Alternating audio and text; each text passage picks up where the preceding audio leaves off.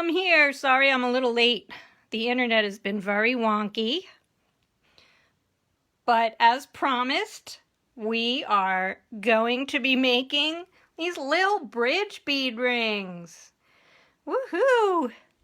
So I had fun doing all kinds of variations with what I had on hand.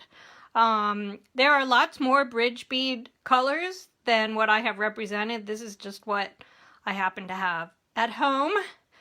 So they're easy and fast and fun.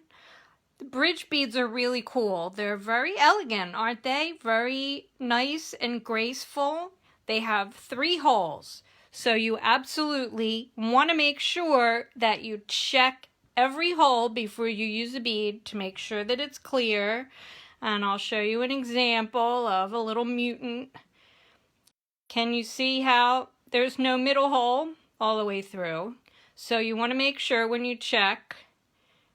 Looks like there's 3 holes, but there's not. I actually stick my needle through every hole. So, and I was ready with a tutorial. There's actually a tutorial all ready to go. Woohoo! With illustrations and everything. And I think I got it in the message, the header for this video. But you can find this tutorial and many others on the BeadSmith.com I Love Beads web page, which the I Love Beads section is free to everybody who wants to visit BeadSmith.com. And you can find that under the projects heading, or you can go to www.beadsmith.com/I Love Beads, all lowercase. And the I Love Beads section is divided into bead types. So just look for bridge, and under there you'll see the tutorial. So here we go. Let's get started. Oh, and I wanted to tell you also that besides the bridges, which are the constant in this, I'm using 4mm other little focal beads, 3 of them, and you can use any kind of size 11. I've used delicas, and I've also used regular 11s, rounds. So you can use the delicas or you can use rounds for the beads, and that's it. You have the 4mm, the bridges are the star, and then your seed beads. Now I've also used bicones, 4mm bicones.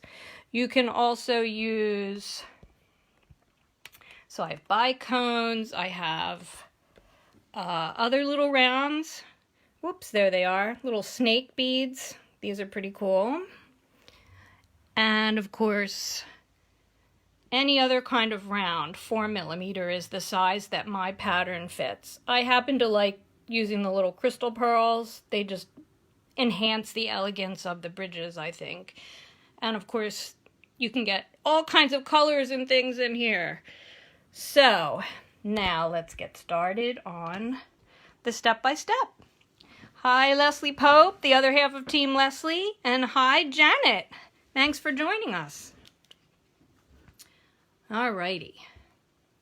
So the first thing you're going to do is pick your 2 bridges. Let's get these out of the way here. And I'm using matte black with turquoise. 11s, these are rounds. And I'm going to go for my little crystal pearls as the 3 accents. So you're going to string a stopper bead, which is, I usually like to add a contrasting color, not exactly the ones that I'm using, so I don't get mixed up. So I'm just picked up a little stray 11. And a stopper bead you're going to sew through and sew through it again, and this is going to keep you from pulling your thread out, but ultimately you'll be able to slide that off. So I'm going to string one of my bridges up through one of the ends. And then I'm going to pick up a round,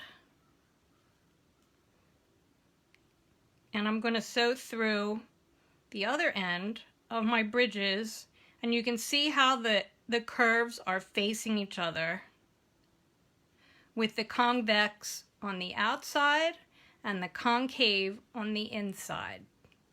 And I referred to this in the tutorial. Now I'm going to pick up 4 of my 11s and I'm going to sew through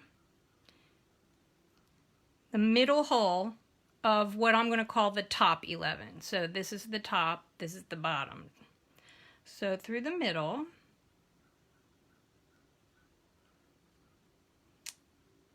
Now I'm going to pick up an 11, a 4mm and an 11, because you need a little bit of extra bead in the middle to accommodate the extra space where the curve curves. So I'm coming through the middle hole. I'm going to go out through the bottom middle hole. See how that's coming together? Okay, now I'm going to come around and come up through my first thread path, the bridge, the 4mm, and the bridge. I'm going to string 4 11s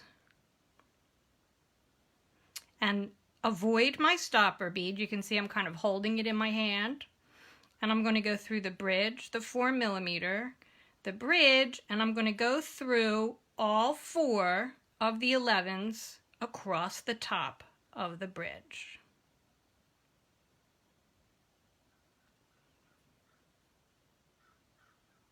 Now I'm using dark thread here. I happen to be using Fireline, but depending on the colors of your beads, you can use any beading thread that's comfortable. This project does not have a lot of tension on it.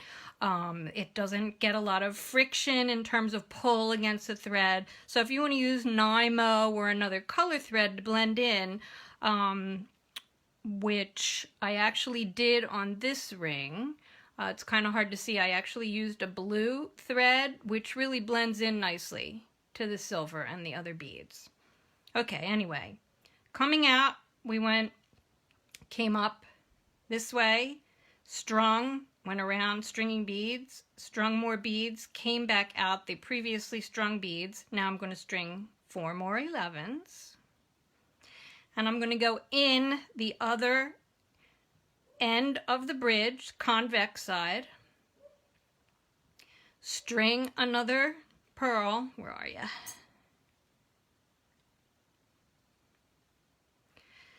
I know we all play the chase up game when we're trying to string these. So I have my pearl, go down through the other end. It's really very symmetrical. Ta-da! Now I'm going to string 4 more. So you're going to have a total of 8 beads across the outside of the bridge beads. Now I'm going to sew through, I have my new 4 11s that I've just picked up, and you're going to sew through this previously strung group here.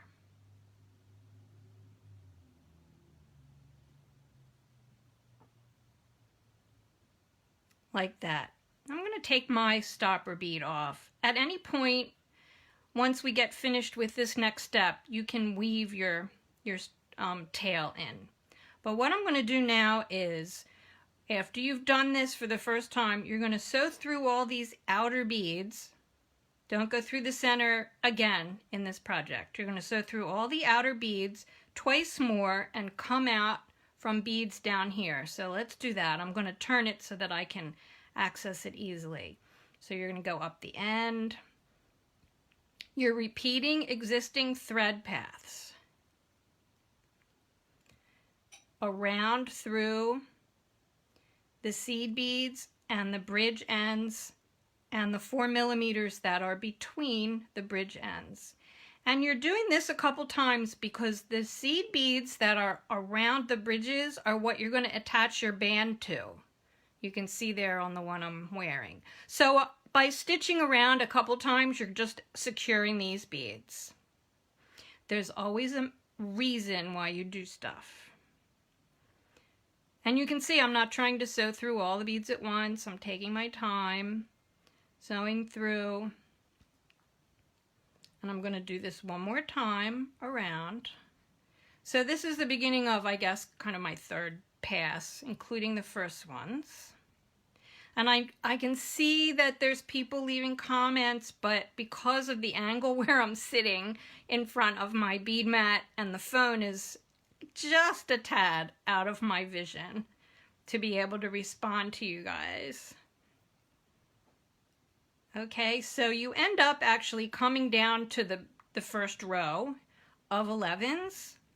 Now there's 8 11s. I'm going to sew through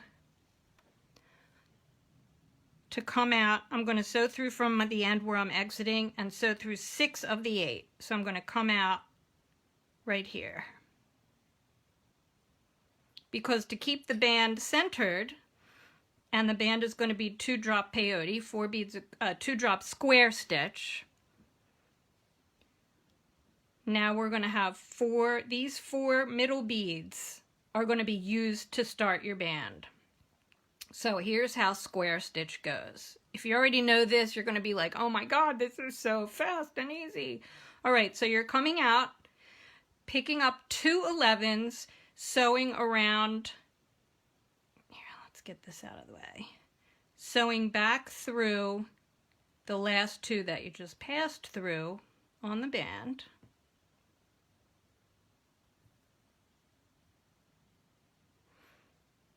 And then you sew back through the beads you just picked up. That's the basis of square stitch. I'm just going to trim my tail since this is a sample. Get it out of the way. Okay. You would weave it in. I'm just cutting it to be fast. So you've square stitched 2 at a time. That's what 2-drop is called.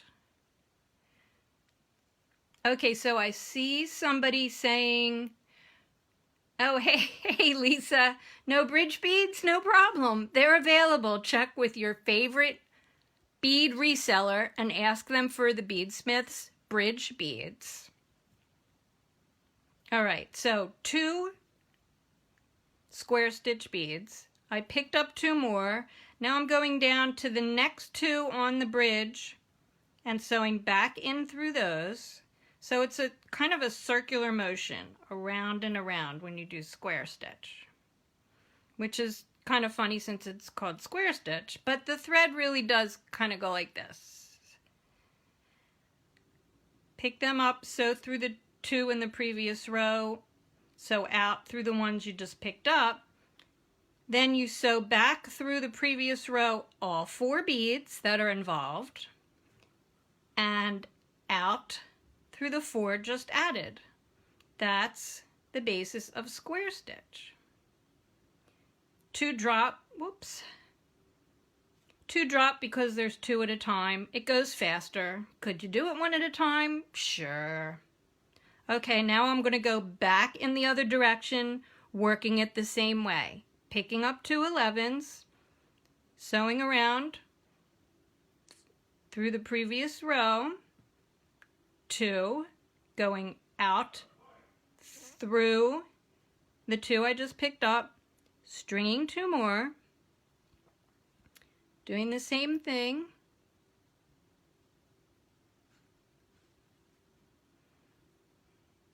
Now you can use a size 10 or a 12 needle because you pass through a couple times, as you can see. Go out through the end. Remember always to pull your beads snug and to go back after you've looped around and added each individually stitched, in this case 2 beads. Go back through the whole previous row and the row just added. Like that.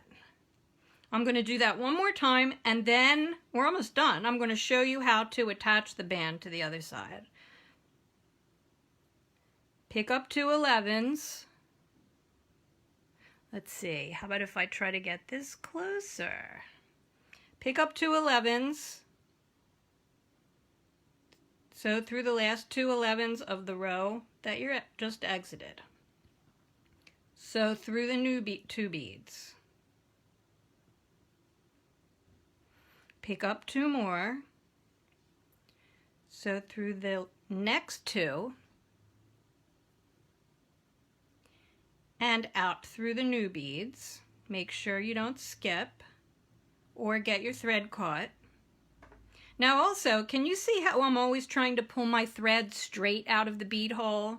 Sometimes if that's awkward, just put your fingers there. If you have to pull your thread at an angle, you're always going to have that guide to pull them straight out of your bead hole.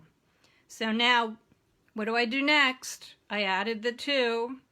That's right, I reinforce. Go back through the row and out through the new row. Back through the previous row, out through the new row. So you can see how that's working. All right, so I did a little homework before I tuned in with you guys, and now I'm going to show you how to attach the band to the other side of your ring. So you have your band. I'm going to zoom out a little bit if I can. There we go. So when you have a band, when it starts getting to a certain length, you want to size it because these are custom sized. So you're going to put the ring on your finger, around your finger, and bring the band up to see how long you need it, if you need another row or 2. And depending on where you are in your stitching, you're going to be coming out one side or the other. But the process is the same, only the same as the square stitch, only you're not going to be picking up new beads. You're going to be using the beads that already exist on the other side of your focal part. So I'm bringing this around. Remember, we're only using the 4 middle beads out of the 8. So with my thread coming out of the end of my long part of my band, I bring them together, and I'm just going to sew through the first 2 as if they were new beads. Now I have a lot of thread in here already, so I'm just being careful not to pierce my thread. So I'm picking up the new beads. They're not new, they're part of the band. I mean, part of the focal. You can see that I've sewn through the 2. And now I'm going to sew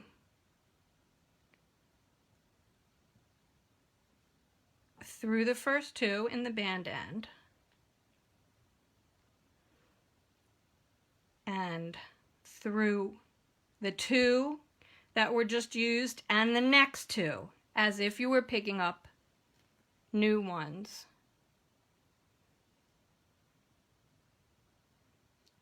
Then I'm going to sew through the other 2 on the end and out the 2 in the focal part.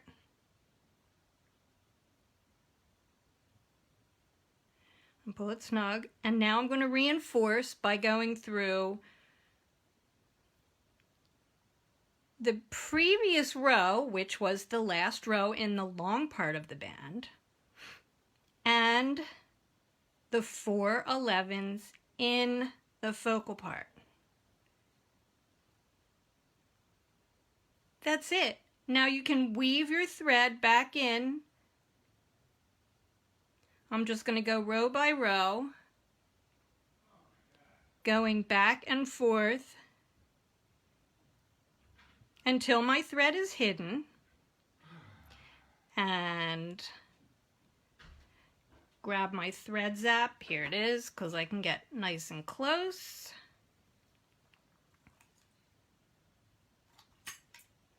And this one had the tail on it, but there you go. All connected, and I would weave the tail back in. So remember that you can use any 4mm will work in there. You may need to choose slightly slimmer 11s just to make sure, because you know nothing is totally precise. But you can see here again are the round crystal pearls, and I have a lot of them for today because I happen to have a lot of them. And It really doesn't matter whether you use delicas or rounds. Here's another ring I did with this lava red, bridges. And if you like a little bling, you can use bicones or rounds, 4mm. As long as they're 4mm, they will work with my instructions and my tutorial. And best of all, the tutorial for this is, like I said, available for free, you guys. Just go to the beadsmith.com/I-love-beads and look under bridge. The I Love Beads page is organized into categories by bead type. So you'll see a whole mess of patterns from all different beaders and designers in all different shapes. But here you go. The little bridge rings, aren't they cute? Thanks, you guys. Yes, Leslie calls me the ring queen. I guess I am. And you can be too, because you can find bridge beads and all the other quality BeadSmith beads, tools, and supplies from your favorite bead reseller. And boy, do they need your business now, right? So, and you need a project to keep you busy. So here you go. You can make presents and gifts and rings for every occasion coming up. You'll have them all done because we love beads. I'm Leslie Rogowski, Creative Director for the BeadSmith, in case I didn't say that, saying thanks for tuning in. See ya.